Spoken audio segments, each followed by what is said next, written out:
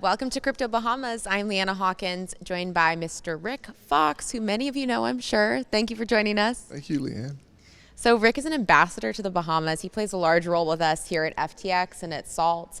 And today you were talking about carbon credits and some of the ESG topics, how it's difficult to measure in the industry still. Our standards are not quite there yet. But tell me about your role in that space and what you discussed today. Well, I think disruption requires leadership to begin with, and leadership's not an easy thing because it requires a lot of courage.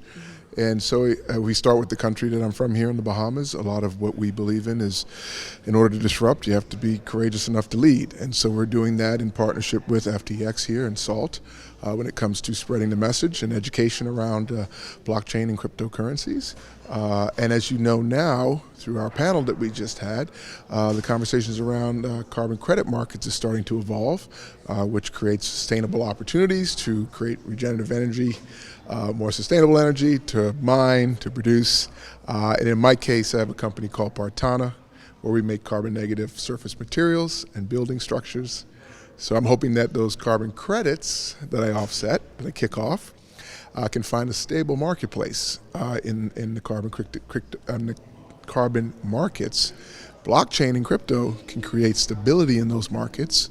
And so I believe that, that we can all lead in that regard from here in the Bahamas. And how, I know that with your company, NFTs is somehow tied into this. What does that look like when it comes to carbon credits and NFTs? Well, just the verification, right? The authenticity of the acknowledgement that what you are purchasing is actually legitimate. There's a lot of greenwashing in the space. So the Wild Wild West is here amongst us in that regard still. It's one thing to say you're doing less bad, but we want to get to the part where we're just doing good. And so when there's a way to make dollars from carbon credits, the verification of those, whether it's through Verra, the gold standard, the regulations are coming and they need to be established quicker. And blockchain can play a role in that. It can verify exactly what it is that is valid, real, and authentic. And when it comes to carbon credits and ESG and greenwashing, something we mentioned in our conversation earlier, why is it still difficult to measure the impact of some of these things? And how do you see that developing over the next couple of years maybe?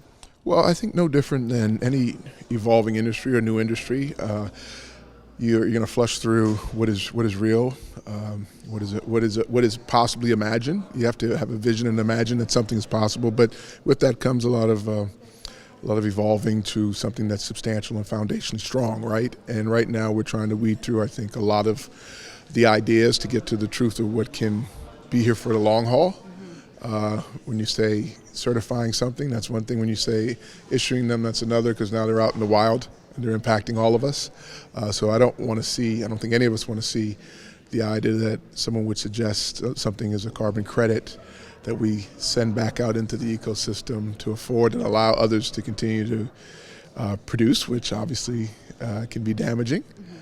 So we want to balance that all out correctly, and it's going to take some time to get there, but with some patience, I think we're heading in the right direction. And Rick, you're a man that's lived many lives, many careers, and done lots of different cool things that I'm sure lots of the audience is familiar with. What brought you to this area of digital assets like carbon credits? Well, no, I'm not a material scientist yet. I'm having to get there. You're trying. Well, I'm surrounding myself with a ton of them, really smart partners and individuals that have been in this industry for years when it comes to Partanna and surface materials, in essence, concrete. What brought me to this is there was a hurricane here in 2019, and I've grown up in hurricanes my entire life, but nothing more devastating than Hurricane Dorian that hit the islands of the 𝗣𝗿𝗀𝗀𝗱 and Freeport in 2019. And as I came down to try and do my part to help us get back up on our feet, the only way back was to think of new ways to construct and to build strong. We can't outrun the hurricanes. We can't outrun the water, the seawater surges, and so we're going to have to build where, if we're met with seawater for whatever reason, that our materials get stronger, and so in that case, I went on that journey, and I was able to be a part and find material that we're bringing to the planet here in the coming years, and we're going to build some affordable houses here in the Bahamas with it, and get that going, and then hopefully more and more spread the message of it, and maybe more and more people will want to use it.